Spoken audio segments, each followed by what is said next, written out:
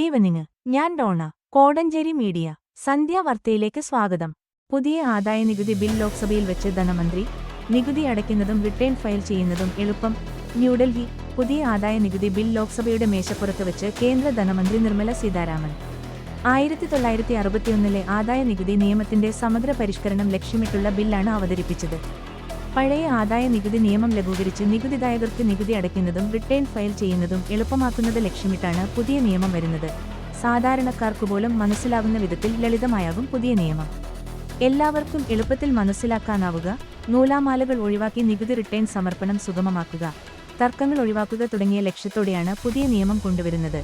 നിലവിലെ ആദായനികുതി നിയമം 1961 പ്രകാരം റിട്ടേൺ സമർപ്പിക്കാനും നികുതിയടവുകൾക്കും അസസ്മെന്റ് ഇയർ, റിട്ടേൺ, നികുതി സമർപ്പിക്കുന്ന വർഷം, പ്രീവിയസ് ഇയർ, നികുതി ബാധകമായ വരുമാനം ലഭിച്ച വർഷം എന്നീ പദങ്ങൾ ഉപയോഗിക്കാറുണ്ട്. പുതിയ നിയമത്തിൽ അസസ്മെന്റ് ഇയർ ഒഴിവാക്കി. പകരം നികുതി വർഷം, ടാക്സ് ഇയർ എന്ന പദം മാത്രമാണുള്ളത്. ഏപ്രിൽ 1 ആരംഭിച്ച് മാർച്ച് 31 സമാപിക്കുന്ന സാമ്പത്തിക വർഷത്തിന് അനുസൃതമായാകും ടാക്സ് ഇയറും. മുൻവർഷത്തിനു പകരം സാമ്പത്തിക വർഷം, ഫിനാൻഷ്യൽ ഇയർ എന്ന പദവും ഉപയോഗിക്കും. നികുതി വ്യവസ്ഥകളും റിട്ടേൺ ഫയലിംഗും എളുപ്പമാക്കാനാണിത്. നിയമത്തിലെ 819 സെക്ഷനുകൾ 536 ആക്കി പുതിയ നിയമത്തിൽ കുറച്ചിട്ടുണ്ടെന്നും നിർമ്മല സീതാരാമൻ പറഞ്ഞു. അതേസമയം ആദായ നികുതി ബിൽ അവതരിപ്പിച്ചതിനു പിന്നാലെ ഏതാനും പ്രതിപക്ഷ എംപിമാർ സഭയിൽ നിന്നിറങ്ങിപ്പോയി. നഴ്സിംഗിന് ജർമ്മനിയിൽ പോകേണ്ടതായിരുന്നു. ഇത്ര ക്രൂരത കേട്ടിട്ടില്ല. പഠിച്ചില്ലെങ്കിൽ മോന്റെ ജീവിതം പോകില്ലേ? കോട്ടയം.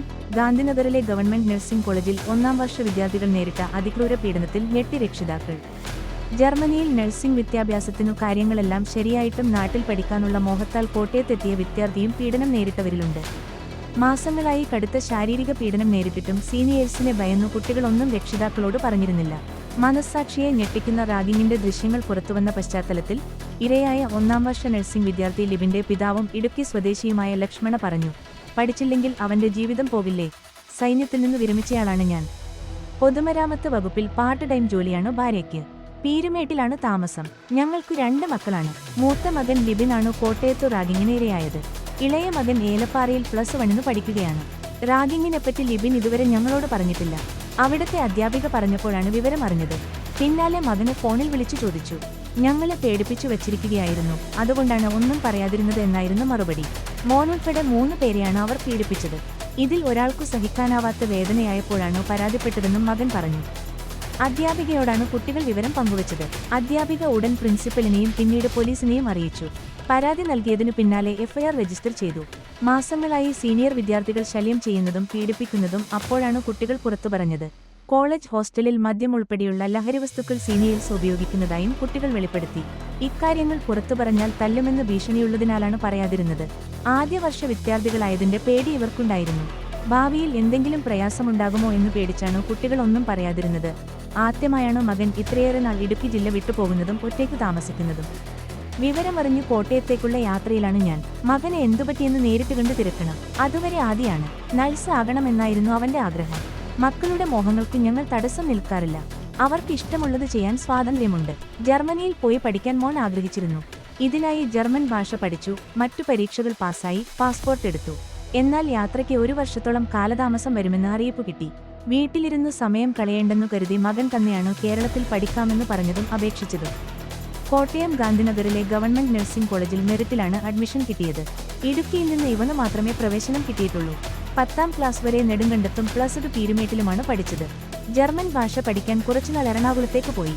സർക്കാർ മെഡിക്കൽ കോളേജിൽ കാര്യങ്ങളെല്ലാം നന്നായി നടക്കുമെന്നും പ്രശ്നങ്ങൾ ഉണ്ടാകില്ലെന്നും കരുതിയാണ് കോട്ടയത്തേക്ക് അയച്ചത്. സ്വകാര്യ കോളേജുകളേക്കാൾ സുരക്ഷിതത്വം ഇവിടെയുണ്ടാകുമെന്നും ഞങ്ങൾ വിചാരിച്ചു. റാഗിങ് വിവരമറിഞ്ഞതോടെ അവന്റെ അമ്മയും ഞാനും ആകെ പ്രയാസത്തിലായി. എന്റെ കുട്ടിക്ക് മാത്രമല്ല, മറ്റു കുട്ടികൾക്കും ഇനി വരുന്ന തലമുറയ്ക്കും ഇത് പാടുള്ള കാര്യമാണ്. ഇങ്ങനെ വരുമെന്ന് സ്വപ്നത്തിൽ പോലും പ്രതീക്ഷിച്ചിട്ടില്ല. പിള്ളേരെ ഇങ്ങനെ ശല്യം ചെയ്യുമെന്നത് ആദ്യമായാണ് കേൾക്കുന്നത്. അതിനാൽ അത്തരത്തിൽ ശ്രദ്ധിക്കണമെന്ന ഉപദേശം നൽകിയിരുന്നില്ല. വാർത്തകൾ വന്നതോടെ മനസ്സുകൊണ്ട് മകൻ പേടിയിലാണ്. കൂടുതൽ സീനിയേഴ്സ് ഉപദ്രവിക്കുമോ എന്നാണ് ഭയം. ക്ലാസ് തുടങ്ങിയിട്ട് 4 മാസമായി. ഇത്ര നാളും കോട്ടയത്ത് തന്നെയായിരുന്നു. വീട്ടിൽ വന്നിട്ടില്ല. എന്നും ഫോൺ വിളിക്കാറുണ്ട്. പക്ഷേ മർദ്ദനത്തെപ്പറ്റി പറഞ്ഞിരുന്നില്ല. മകനു മാത്രമായി പ്രത്യേകം പണം ബാങ്കിലിടാറില്ല. ആവശ്യത്തിന് പണം എന്റെ അക്കൗണ്ടിൽ നിന്ന് അവൻ എടുക്കാറാണ് പതിവ്. സീനിയേഴ്സിന് മദ്യപിക്കാനായി ആഴ്ചപ്പടിക്കുള്ള തുക എന്റെ അക്കൗണ്ടിൽ നിന്നാണ് എടുത്തു കൊടുത്തിരുന്നതെന്ന് ഇന്നലെ അറിഞ്ഞു. മിതമായി പണം ചെലവാക്കുന്ന കുട്ടിയായതിനാൽ എന്തെങ്കിലും ആവശ്യത്തിന് പണം എടുക്കുന്നതായി കരുതിയുള്ളൂ. എടുക്കുന്ന പണത്തിനു കണക്ക് ചോദിക്കുന്ന പതിവില്ല. കഴിഞ്ഞ മാസം 2000 രൂപ എടുത്തിരുന്നു. മാസാമാസം അവർ പണം ചോദിച്ചു വാങ്ങുമെന്ന് ഇപ്പോഴാണ് പറയുന്നത്. കോട്ടയത്തെത്തി പ്രിൻസിപ്പലിനെ കണ്ട് സംസാരിച്ച ശേഷം തുടർ നിയമ നടപടികൾ തീരുമാനിക്കും. മകനെ തുടർന്നും ഇവിടെ തന്നെ പഠിപ്പിക്കണമെന്നാണ് ആഗ്രഹം. അതിനുള്ള സൗകര്യം അധികൃതർ ഒരുക്കിത്തരണം. പഠിച്ചില്ലെങ്കിൽ അവന്റെ ജീവിതം പോകില്ലേ? വിങ്ങുന്ന മനസ്സോടെ ലക്ഷ്മണ പെരുമാൾ ചോദിച്ചു. നഗ്നരാക്കി, സ്വകാര്യ ഭാഗങ്ങളിൽ ഡംബൽ കെട്ടിത്തൂക്കി, അതിക്രൂര റാഗിംഗ് സംഭവത്തിൽ CPM അനുകൂല സംഘടനയായ Kerala government students nurses association KGSNA സംസ്ഥാന സെക്രട്ടറി മലപ്പുറം വണ്ടൂർ കരുമാറപ്പെട്ട KP രാഹുൽ രാജ്, 22 അസോസിയേഷൻ അംഗങ്ങളായ മൂന്നിലവ് വാളകം കരയിൽ കീരിപ്ലാക്കിൽ സാമുവൽ ജോൺസൺ, 20 വയനാട് നടവേലിൽ പുൽപ്പള്ളി ഞാവലത്ത് NS ജീവ, 19 മലപ്പുറം മഞ്ചേരി പയ്യനാട് കച്ചേരിപ്പടിയിൽ സിസ്റ്റർ റിജിൽ ജിറ്റ്, 20 കോരുത്തോട് മടുക്ക നെടുങ്ങാട്ട് NV വിവേക്, 21 എന്നിവരെ പോലീസ് അറസ്റ്റ് ചെയ്തു. 5 പേരെയും പുറത്താക്കിയതായി സംഘടനാ നേതൃത്വം അറിയിച്ചു. ഇവരെ കോളേജിൽ നിന്ന് സസ്പെൻഡ് ചെയ്തു. ജനറൽ നഴ്സിംഗ് 3 വർഷ കോഴ്സിലെ പട്ടിക വിഭാഗത്തിൽപ്പെട്ട വിദ്യാർത്ഥികളാണോ റാഗിങ്ങിന് ഇരയായവരും പ്രതികളും. ബോയ്സ് ഹോസ്റ്റലിലായിരുന്നു പീഡനം. 1-ാം വർഷ നഴ്സിംഗ് വിദ്യാർത്ഥികളായ ലിബിൻ, അജിത്ത്, ദിലീപ്, ആദർശ്, അരുൺ, അമൽ എന്നിവരാണ് റാഗിങ്ങിന് ഇരയായത്.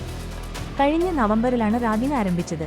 നഗ്നരാക്കിയ ശേഷം സ്വകാര്യ ഭാഗങ്ങളിൽ ജിംനേഷ്യത്തിൽ ഉപയോഗിക്കുന്ന ഡംബൽ കെട്ടിത്തൂക്കുക, ശരീരത്ത് സൂചി ഉപയോഗിച്ച് മുറിവേൽപ്പിക്കുക, മുഖത്ത് തേക്കുന്ന ക്രീം വായിൽ ഒഴിക്കുക തുടങ്ങിയ ക്രൂരതകളുടെ ദൃശ്യങ്ങൾ ഗാന്ധിനഗർ പോലീസിന് ലഭിച്ചു. ഇത്തരം ക്രൂരതകൾ മൊബൈൽ ഫോണിൽ ചിത്രീകരിച്ച് മറ്റു ജൂനിയർ വിദ്യാർത്ഥികളെ കാണിക്കുകയും ഭയപ്പെടുത്തുകയും ചെയ്തിരുന്നു. പ്രതികൾ ഹോസ്റ്റലിൽ ഗുണ്ടാ നേതാക്കളെപ്പോലെയാണ് പെരുമാറിയിരുന്നത്. റാഗിംഗ് മൂലം സഹികെട്ട ജൂനിയർ വിദ്യാർത്ഥികൾ കോളേജ് അധികൃതർക്കു നൽകിയ പരാതി ഗാന്ധിനഗർ പോലീസിന് കൈമാറുകയായിരുന്നു. മദ്യപിക്കാൻ ജൂനിയർ വിദ്യാർത്ഥികളോട് പണം ആവശ്യപ്പെടുക, നൽകാത്തവരെ ക്രൂരമായി മർദ്ദിക്കുക, സീനിയേഴ്സിനെ കാണുമ്പോൾ എഴുന്നേറ്റ് സല്യൂട്ട് അടിച്ചില്ലെങ്കിൽ അസഭ്യം പറയുകയും കട്ടിലിൽ കെട്ടിയിട്ട് മർദ്ദിക്കുക തുടങ്ങിയവ പതിവായിരുന്നെന്ന് വിദ്യാർത്ഥികൾ മൊഴി നൽകി. വാഴ പോയി എന്ന് പറഞ്ഞാൽ ബാങ്കുകാർ കേൾക്കില്ല. കാട്ടാന നശിപ്പിച്ചത് 1000-ഓളം വാഴകൾ. വിഷക്കുപ്പിയുമായി കർഷകൻ.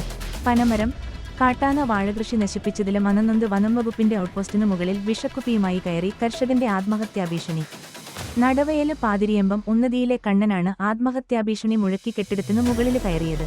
1.5 ലക്ഷം രൂപ വായ്പയെടുത്താണ് വാഴകൃഷി ചെയ്തതെന്ന് കണ്ണൻ പറഞ്ഞു. ഞാൻ എവിടെ പോയി ജീവിക്കും? വനപാലകരെ അറിയിച്ചിട്ട് തിരിഞ്ഞു നോക്കിയില്ല. ഇതല്ലാതെ വഴിയില്ല. എന്നെ ബലമായി ഇറക്കിക്കൊണ്ടുപോയാൽ നാളെ എന്നെ കണ്ടെന്നു വരില്ല. 1000 വാഴയോളം നശിപ്പിച്ചു. 2 ദിവസം ആനയുടെ പുറകെ നടന്നു. ഇനി വയ്യ. കൃഷിയിൽ നിന്ന് കിട്ടിയിട്ട് വേണം കടമടയ്ക്കാൻ.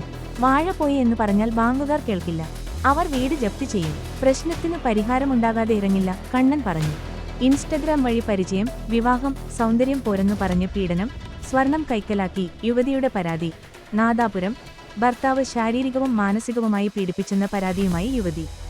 ഇൻസ്റ്റഗ്രാം വഴി പരിചയപ്പെട്ട് വിവാഹം കഴിച്ച എറണാകുളം സ്വദേശിയായ യുവതി തണ്ണീർപ്പന്തൽ സ്വദേശിയായ ഭർത്താവിനെതിരെയാണ് പരാതി നൽകിയത്. യുവതിയുടെ പരാതിയിൽ ഓട്ടോ ഡ്രൈവറായ കുത്തിക്കാട്ടിൽ അജ്മൽ, 30, ഇയാളുടെ ബന്ധുക്കളായ ആയിഷ, മൈമൂനത്ത്, ഷബാന എന്നിവർക്കെതിരെ നാദാപുരം പോലീസ് കേസെടുത്തു. വിവാഹം കഴിഞ്ഞു 4 മാസം മുതൽ ഭർത്താവും ബന്ധുക്കളും ചേർന്ന് പീഡിപ്പിക്കാൻ ആരംഭിച്ചെന്ന് പരാതിയിൽ പറയുന്നു. യുവതിക്കു സൗന്ദര്യം പോരെന്നും അജ്മലിന് നല്ല പെണ്ണിന് വിവാഹം കഴിക്കാൻ സാധിക്കുമായിരുന്നുവെന്നും ഇവർ കുറ്റപ്പെടുത്തിയിരുന്നു. ഗർഭിണിയാകാത്തത് പരാതിക്കാരിയുടെ കുറ്റം കൊണ്ടാണെന്ന് പറഞ്ഞും പീഡിപ്പിച്ചു. ഇതിനിടെ 6 പവൻ സ്വർണം അജ്മൽ കൈക്കലാക്കിയെന്നും പരാതിയിൽ പറയുന്നു.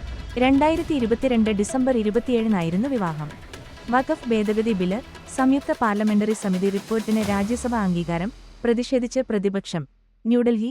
വഖഫ് ഭേദഗതി ബില്ലുമായി ബന്ധപ്പെട്ട പാർലമെന്ററി സംയുക്ത സമിതി JPC റിപ്പോർട്ടിന് രാജ്യസഭയുടെ അംഗീകാരം. പ്രതിപക്ഷ ബഹളത്തിനിടെയാണ് റിപ്പോർട്ട് അംഗീകരിച്ചത്. ഭേദഗതിയുമായി ബന്ധപ്പെട്ട് പ്രതിപക്ഷ എംപിമാരുടെ വിയോജനക്കുറിപ്പിന്റെ ഭാഗങ്ങൾ JPC റിപ്പോർട്ടിൽ നിന്ന് നീക്കിയെന്ന് ആരോപിച്ച് പ്രതിപക്ഷാംഗങ്ങൾ സഭയിൽ പ്രതിഷേധിച്ചത് നാടകീയ രംഗങ്ങളിലേക്കു നയിച്ചു. ബില്ലിൽ ഒട്ടേറെ എംപിമാർ വിയോജനക്കുറിപ്പ് നൽകിയിരുന്നെന്നും അവ നീക്കം ചെയ്ത് ഭൂരിപക്ഷത്തിന്റെ തീരുമാനവുമായി മാത്രം മുന്നോട്ടു പോകുന്നത് ജനാധിപത്യ വിരുദ്ധവും അപലപനീയവുമാണെന്നും രാജ്യസഭയിലെ പ്രതിപക്ഷ നേതാവ് മല്ലികാർജുൻ ഖർഗെ പറഞ്ഞു. അതേസമയം വിയോജനക്കുറിപ്പുകൾ ഒന്നും റിപ്പോർട്ടിൽ നിന്ന് നീക്കിയിട്ടില്ലെന്ന് പാർലമെന്ററികാര്യ മന്ത്രി കിരൺ റിജിജു പറഞ്ഞു. ഇതേ തുടർന്ന് രാജ്യസഭയിൽ നിന്ന് പ്രതിപക്ഷ അംഗങ്ങൾ ഇറങ്ങിപ്പോയി. തുടർന്ന് പ്രതിപക്ഷ എംപിമാർ ലോക്സഭ സ്പീക്കർ ഓം ബിർള, മന്ത്രി കിരൺ റിജിജു എന്നിവരുമായി നടത്തിയ ചർച്ചയിൽ വിയോജനക്കുറിപ്പുകൾ JPC കരട് റിപ്പോർട്ടിൽ പൂർണ്ണമായി ഉൾക്കൊള്ളിക്കാൻ ധാരണയായി. അതേസമയം സഭയിൽ നിന്ന് ഇറങ്ങിപ്പോയ പ്രതിപക്ഷത്തെ വിമർശിച്ച് കേന്ദ്രമന്ത്രി JP നഡ്ഡ രംഗത്തെത്തി. വിഷയം ചർച്ച ചെയ്യാൻ പ്രതിപക്ഷത്തിന് ആഗ്രഹമില്ലെന്നും അവർക്ക് രാഷ്ട്രീയ ഉദ്ദേശ്യങ്ങൾ മാത്രമാണുള്ളതെന്നും നഡ്ഡ പറഞ്ഞു. കുറിപ്പുകളൊന്നും നീക്കിയിട്ടില്ലെന്ന് പാർലമെന്ററികാര്യ മന്ത്രി പറഞ്ഞിട്ടും അവർ നിരുത്തരവാദപരമായാണ് പ്രവർത്തിച്ചത്. ഇത് പ്രീണനത്തിന്റെ രാഷ്ട്രീയമാണ്. രാജ്യത്തിന്റെ ഭരണകൂടത്തിനെതിരെ പോരാടാൻ ചിലർ ശ്രമിക്കുന്നുണ്ടോ എന്നതാണ് ചോദ്യോത്തരവേളയിലെ പ്രധാന ചോദ്യമെന്നും നഡ്ഡ പറഞ്ഞു. സജിയുടെ മരണം. തലയോട്ടിക്കും തലച്ചോറിനുമിടയിലെ ഞരമ്പുകൾ പൊട്ടി രക്തസ്രാവമുണ്ടായി. ഭർത്താവിന്റെ അറസ്റ്റ് ഉടൻ. ചേർത്തലയിലെ വീട്ടമ്മയുടെ മരണം കൊലപാതകമെന്ന് സൂചന. സംഭവത്തിൽ ഭർത്താവിനെ ഉടൻ അറസ്റ്റ് ചെയ്യും. ചേർത്തല പണ്ടകശാല പറമ്പിൽ സജി, 46, മരിച്ച സംഭവത്തിലാണ് ഭർത്താവ് സോണിക്കെതിരെ പോലീസ് കേസെടുത്തത്. തലയോട്ടിക്കും തലച്ചോറിനുമിടിയിലെ ഞരമ്പുകൾ പൊട്ടി രക്തസ്രാവമുണ്ടായതാണ് സജിയുടെ മരണകാരണമെന്ന് പോസ്റ്റ്മോർട്ടത്തിൽ വ്യക്തമായി. ഭാരതീയ ന്യായ സംഹിത 105 വകുപ്പ് പ്രകാരം കൊലപാതകമല്ലാത്ത നരഹത്യ കുറ്റമാണ് സോണിക്കെതിരെ ചുമത്തിയിട്ടുള്ളത്. 1 മാസം മുമ്പ് വീട്ടിൽ വെച്ച് വീണു പരിക്കേറ്റതിനെ തുടർന്ന് ചികിത്സയിലായിരുന്ന സോണി കഴിഞ്ഞ ഞായറാഴ്ചയാണ് മരിച്ചത്. മരണത്തിൽ ദുരൂഹത ആരോപിച്ച് മകൾ രംഗത്തെത്തിയതോടെ മൃതദേഹം പുറത്തെടുത്ത് പോസ്റ്റ്മോർട്ടം നടത്തുകയായിരുന്നു. സജിയുടെ തലയ്ക്കു പിന്നിൽ ക്ഷതമുണ്ടെന്നും പോസ്റ്റ്മോർട്ടത്തിലും പിതാവ് സോണി ക്രൂരമായി അമ്മയെ മർദ്ദിക്കുകയും തല ഭിത്തിയിൽ ഇടിപ്പിക്കുകയും ചെയ്തെന്ന് മകൾ മീഷ്മ മൊഴി നൽകുകയും ചെയ്തിരുന്നു. നെല്ലിപ്പൊയിൽ ആരോഗ്യ കേന്ദ്രത്തിൽ ക്യാൻസർ നിർണയ പ്രോഗ്രാം തുടങ്ങി. കോടഞ്ചേരി FHCയുടെ ആഭിമുഖ്യത്തിൽ നെല്ലിപ്പൊയിൽ വെൽനസ് സെന്ററിൽ സ്ത്രീകൾക്കുള്ള ഗർഭാശയ ഗള ക്യാൻസർ, ബ്രസ്റ്റ് ക്യാൻസർ നിർണയ പരിശോധന പരിപാടിയുടെ ഉദ്ഘാടനം ഗ്രാമപഞ്ചായത്ത് പ്രസിഡന്റ് അലക്സ് തോമസ് ചെമ്പകശ്ശേരി നിർവഹിച്ചു. മെഡിക്കൽ ഓഫീസർ ഡോക്ടർ ഹസീന അധ്യക്ഷത വഹിച്ചു. വാർഡ് മെമ്പർമാരായ സൂസൻ വർഗീസ്, റോസമ്മ കയത്തുമ്പിൽ, HI ഷനില ഫ്രാൻസിസ്, PH നാലിസ് KM, JH ഐമാരായ ജോബി ജോസഫ്, ശ്രീകല തുടങ്ങിയവർ സംസാരിച്ചു. പ്രതിപക്ഷം രാഷ്ട്രീയ മുതലെടുപ്പ് അവസാനിപ്പിക്കണമെന്ന്. കോടഞ്ചേരി ഗ്രാമപഞ്ചായത്തിലെ പൊതു ശ്മശാനത്തിനായി ഗ്രാമപഞ്ചായത്തും ബ്ലോക്ക് പഞ്ചായത്തും സംയുക്തമായി നടത്തുന്ന പ്രവർത്തനങ്ങൾ അന്തിമഘട്ടത്തിലെത്തിയിരിക്കുകയാണ്. നിർമ്മാണ ഘട്ടത്തിന്റെ വിവിധ ഘട്ടങ്ങളിൽ വന്ന പ്രതിസന്ധികളെല്ലാം അതിജീവിച്ചുകൊണ്ട് 3 ഫേസ് ലൈൻ സ്ഥാപിച്ചു. യന്ത്ര സാമഗ്രികൾ ഫിറ്റ് ചെയ്തു. ഇലക്ട്രിഫിക്കേഷൻ പൂർത്തീകരിച്ചു. ശുചിത്വ മിഷൻ അംഗീകൃത ഏജൻസിയായ ജ്വാലയുടെ പ്രവർത്തനങ്ങളിൽ വന്ന പോരായ്മയാണ് പൂർത്തീകരണം വൈകാൻ കാരണം. ഏതാനും മാസങ്ങൾക്കകം പണി പൂർത്തീകരിച്ച് പ്രവർത്തനക്ഷമമാകുമെന്ന് അറിഞ്ഞുകൊണ്ട് രാഷ്ട്രീയ മുതലെടുപ്പിന് ശ്രമിക്കുന്ന LDF മെമ്പർമാരുടെ അൽപത്രം പൊതുജനം തിരിച്ചറിയുമെന്നും നാളിതുവരെയായി ശ്മശാനത്തിനുവേണ്ടി ഒരു വാക്കുപോലും ഉന്നയിക്കാത്ത സ്ഥലം മെമ്പറും LDFും നടത്തുന്ന പ്രഹസന സമരങ്ങൾ ജനം തിരിച്ചറിയുമെന്നും ഗ്രാമപഞ്ചായത്ത് president Alex Thomas Chempakasseri, vice president Jameela Aziz, ആരോഗ്യ standing committee chairman CB Chirandayath എന്നിവർ അറിയിച്ചു. തദ്ദേശ വാർഡ് വിഭജനം ഡീലിമിറ്റേഷൻ കമ്മീഷന് ഹിയറിംഗ് ഇന്നും നാളെയും. കോഴിക്കോട് ജില്ലയിലെ ഗ്രാമപഞ്ചായത്ത്, നഗരസഭകളിലെ കരട് വാർഡ് വിഭജന നിർദ്ദേശങ്ങൾ സംബന്ധിച്ച പരാതികളിൽ ഡീലിമിറ്റേഷൻ കമ്മീഷന്റെ ജില്ലാതല ഹിയറിംഗ് നേർവിചാരണ ഇന്നും നാളെയും 14 ഫെബ്രുവരി 13 കോഴിക്കോട് കളക്ടറേറ്റ് കോൺഫറൻസ് ഹാളിൽ നടക്കും. സംസ്ഥാന ഡീലിമിറ്റേഷൻ കമ്മീഷന് നേരിട്ടും ജില്ലാ തിരഞ്ഞെടുപ്പ് ഉദ്യോഗസ്ഥന് മുഖേനയും ആക്ഷേപങ്ങൾ സമർപ്പിച്ച പരാതിക്കാരെയാണ് ഡീലിമിറ്റേഷൻ കമ്മീഷന് നേരിൽ കേൾക്കുക. കരട് വാർഡ്, നിയോജക മണ്ഡല വിഭജന നിർദ്ദേശങ്ങളിന്മേൽ നിശ്ചിത സമയപരിധിക്ക് മുമ്പായി ആക്ഷേപങ്ങൾ, അഭിപ്രായങ്ങൾ സമർപ്പിച്ചവരെ മാത്രമേ ഹിയറിംഗിൽ പങ്കെടുക്കാൻ അനുവദിക്കുകയുള്ളൂ. മാസ പെറ്റീഷന് നൽകിയവരിൽ നിന്ന് ഒരു പ്രതിനിധിക്ക് മാത്രം ഹിയറിംഗിൽ പങ്കെടുക്കാം. അപേക്ഷ സമർപ്പിച്ച സമയത്ത് നൽകിയ കൈപ്പറ്റ് രസീത് നമ്പർ ഹിയറിംഗിന് വരുന്നവരുടെ കൈവശമുണ്ടായിരിക്കണം. ആകെ 1650 പരാതികളാണ് ജില്ലയിൽ നിന്ന് കമ്മീഷന്റെ പരിഗണനയിലുള്ളത്. ഫെബ്രുവരി 13 രാവിലെ 9 മുതൽ തൂണേരി ബ്ലോക്ക് പഞ്ചായത്തിന് കീഴിൽ വരുന്ന ഗ്രാമപഞ്ചായത്തുകൾ, കോഴിക്കോട് കോർപ്പറേഷന്, കൊയിലാണ്ടി മുനിസിപ്പാലിറ്റി എന്നിവിടങ്ങളിൽ നിന്നുള്ള പരാതികൾ കേൾക്കും. രാവിലെ 11 മണി മുതൽ വടകര, പേരാമ്പ്ര എന്നീ ബ്ലോക്ക് പഞ്ചായത്തുകളിലെ ഗ്രാമപഞ്ചായത്തുകൾ, വടകര മുനിസിപ്പാലിറ്റി എന്നിവിടങ്ങളിൽ നിന്നുള്ള പരാതികളും ഉച്ചയ്ക്ക് ശേഷം 2 മണി മുതൽ കൊടുവള്ളി, തോടുന്നൂര് ബ്ലോക്ക് പഞ്ചായത്തുകൾക്ക് കീഴിലെ ഗ്രാമപഞ്ചായത്തുകളിൽ നിന്നുള്ള പരാതികളും പരിഗണിക്കും. ഫെബ്രുവരി 14 രാവിലെ 9 മണി മുതൽ ബാലുശ്ശേരി, പന്തലായനി, കുന്നമ്മല് ബ്ലോക്ക് പഞ്ചായത്തുകൾക്ക് കീഴിൽ വരുന്ന ഗ്രാമപഞ്ചായത്തുകളിലെയും 11 മണി മുതൽ കോഴിക്കോട്, കുന്നമംഗലം ബ്ലോക്കിനു കീഴിലെ ഗ്രാമപഞ്ചായത്തുകൾ, രാമനാട്ടുകര മുനിസിപ്പാലിറ്റി എന്നിവിടങ്ങളിലെയും ഉച്ചയ്ക്ക് ശേഷം 2 മണി മുതൽ മേലടി, ചേളന്നൂര് ബ്ലോക്ക് പഞ്ചായത്തുകൾക്ക് കീഴിലെ ഗ്രാമപഞ്ചായത്തുകളിലെയും പരാതികളാണ് പരിഗണിക്കുക. ആരാമം സ്വയം സഹായ സംഘം നെല്ലിപ്പൊയിൽ വില്ലേജ് ഓഫീസിനു മുന്നിൽ ധർണ നടത്തുന്നു. നെല്ലിപ്പൊയിൽ അനുദിനം വർദ്ധിച്ചുവരുന്ന മലയോര മേഖലയിലെ വന്യമൃഗശല്യത്തിനെതിരെയും ഭൂനികുതി വർധനവിനെതിരെയും നെല്ലിപ്പൊയിൽ ആരാമം സ്വയം സഹായ സംഘം നെല്ലിപ്പൊയിൽ വില്ലേജ് ഓഫീസ് ധർണ സംഘടിപ്പിക്കുന്നു. 2025 ഫെബ്രുവരി 14 വെള്ളി 10:30 നെല്ലിപ്പൊയിൽ വില്ലേജ് ഓഫീസിന് മുന്നിലാണ് ധർണ സംഘടിപ്പിക്കുന്നതെന്ന് സംഘം പ്രസിഡന്റ് സാബു അവണൂർ, സെക്രട്ടറി ബിനോയ് തുരുത്തിയിൽ എന്നിവർ അറിയിച്ചു. വാർത്തകൾ കഴിഞ്ഞു. നമസ്കാരം. വാർത്തകളും പരസ്യങ്ങളും അറിയിക്കുവാൻ വേണ്ടി കോടഞ്ചേരി മീഡിയ അഡ്മിന്മാരെ ബന്ധപ്പെടാവുന്നതാണ്.